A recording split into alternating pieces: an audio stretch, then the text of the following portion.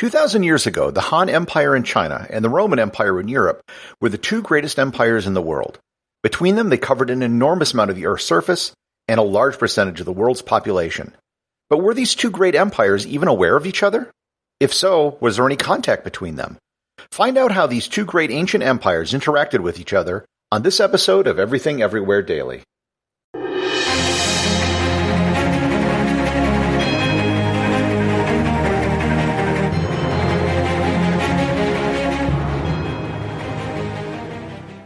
This episode is brought to you by the Travel Photography Academy.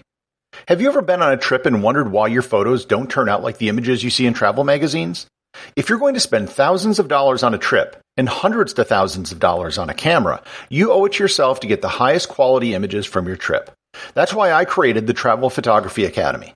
I set out to travel around the world in 2007 with an expensive camera, and I had no idea how to use it. As I traveled around the world, I taught myself the art of travel photography, eventually mastering it to a point where I was named Travel Photographer of the Year 3 times in North America. The Travel Photography Academy is an online course that teaches you everything you need to know to master your camera and to take better photos on your next trip. To improve your photography and to get better images on your next trip, visit travelphotographyacademy.com or click in the link in the show notes.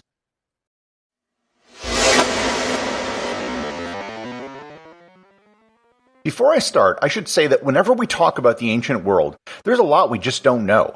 Most of the writings we have from this time were written down hundreds of years after the events took place, and of the things that were written down, the vast majority of them have been lost to history. So what we have is a scattering of documents and whatever archaeologists might find.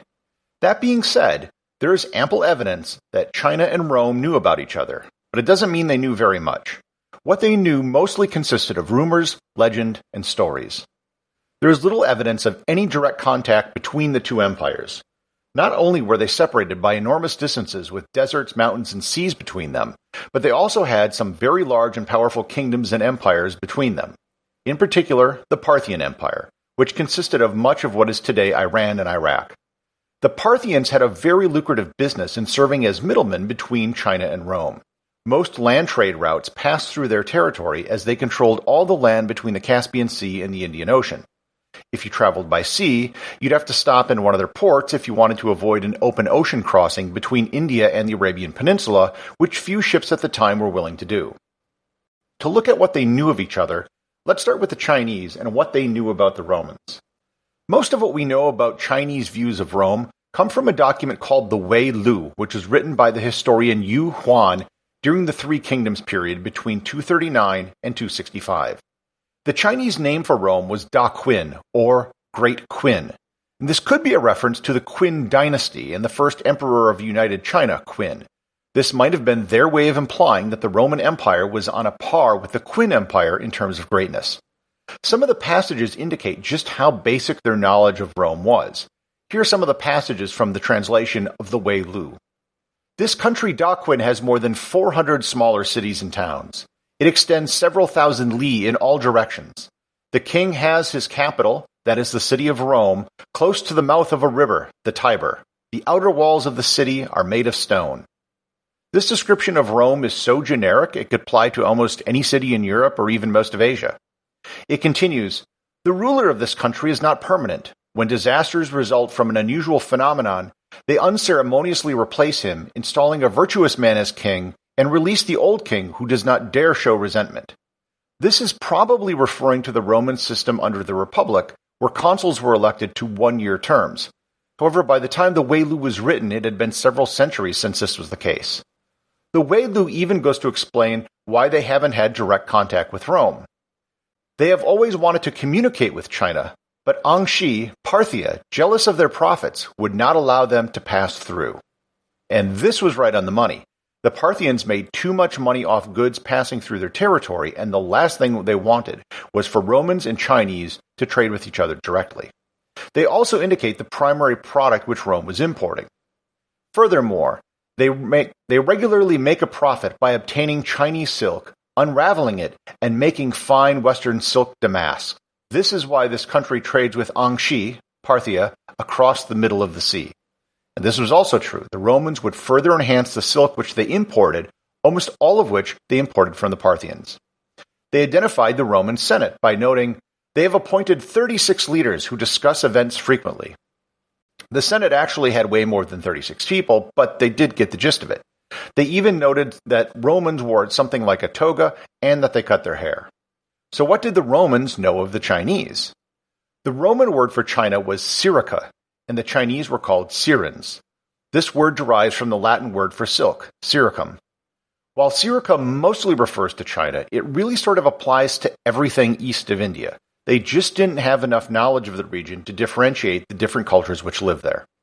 Pliny the Elder noted, "Then east of the Caspians we find again tribes of Scythians, and again desert tracts occupied only by wild animals, till we come to that mountain chain overhanging the sea which is called Tabis. Not till nearly half the length of the coast which looks northeast has been put past do you find inhabited country. The first race then encountered are the Seres, so famous for the fleecy product of their forests." He got the general direction of China right. However, he had no clue where silk came from, thinking it was a product of the forest and was a type of wool. Almost all mentions of Syrica in Roman literature are with regards to silk or its location. There is very little which indicates they knew about Chinese culture or the people who lived there. As for trade, we know the Romans imported silk, but we have very little evidence of what the Chinese might have imported. The truth is, they probably imported very little of actual Roman origin, because most of what Rome exported would have been bulky goods like wine, wheat, and ore, which would have made it to Parthia, but not much further. However, there have been some recent discoveries which indicate that there were some Roman goods in China. There have been several finds, including the tombs of Xi'an, where Roman coins were found.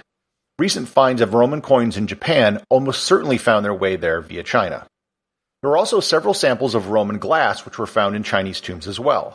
There was glass making in China, so the demand for foreign glass probably wasn't that high, and transporting something so fragile so far was extremely difficult. Did any people ever make the trip from Rome to China? The answer is yes, but not very many. The Roman historian Florus made note of envoys from the east who visited Rome during the rule of the Emperor Augustus.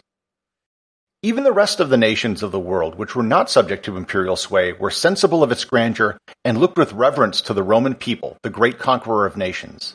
Thus, even Scythians and Sarmatians sent envoys to seek the friendship of Rome. Nay, the Seres came likewise, and the Indians who dwelt beneath the vertical sun, bringing presents of precious stones and pearls and elephants, but thinking all of less moment than the vastness of the journey which they had undertaken, and which they had said they occupied 4 years. In truth, it need but look at their complexion to see that they were people of another world than ours. There is no record in any of the documents of the Han Empire which made note of an official delegation to Rome, so they were probably just merchants acting on their own. In the year 97, a Han envoy by the name of Gan Ying was sent to explore the west. He arrived in Parthia, but the Parthians convinced him not to travel any further west, as they told him it was dangerous and it would take 2 more years to get to Rome. Most Chinese knowledge of Rome probably came from second-hand information learned by Gan Yin on his voyage. There was a Roman delegation that arrived in China in the year 166. The Han records show them having been sent by an emperor called Endun, which is believed to have been the Emperor Antoninus Pius, or his adopted son, Emperor Marcus Aurelius. The envoys were said to have traveled by sea from the south, entering China through what is today Vietnam. As with the Chinese in Rome, there are no Roman documents confirming that an envoy was sent to China. Nonetheless, the Emperor Huan played up the visit of the Romans to help his domestic political situation, as ambassadors from Da Qin provided him with a great deal of prestige. So the answer to if the Chinese and Romans knew of each other is yes. But what they knew was really vague second-hand information. The Chinese knew the Romans wanted their silk, and the Romans knew they produced silk, but there was almost no direct contact between the two empires. Before I close, I should make note of one final thing: the legend of the lost Roman legion. In 54 BC, the Roman general Crassus, one of the original members of the first triumvirate with Pompey and Julius Caesar, lost to the Parthians in the Battle of Carrhae. It was one of the most humiliating losses in Roman history. 20,000 Romans were killed, and over 10,000 were captured. Those 10,000 captured Roman legionaries were believed to have been sent to fight for Parthia on their eastern frontier. The Chinese general Ban Gu reported of fighting approximately 100 men who used what he called a fish scale formation, which is very similar to the Roman testudo formation, where soldiers would interlock their shields for protection. A legend started in the 20th century in the Chinese village of Liqian that some of the people there were descended from these Roman legions who worked their way to China after the Battle of Carrhae. Unfortunately, there has been no archaeological evidence of any ancient Europeans ever having traveled that far inland into China, and recent DNA testing shows that European traits that some of the residents show most probably came from Central Asia.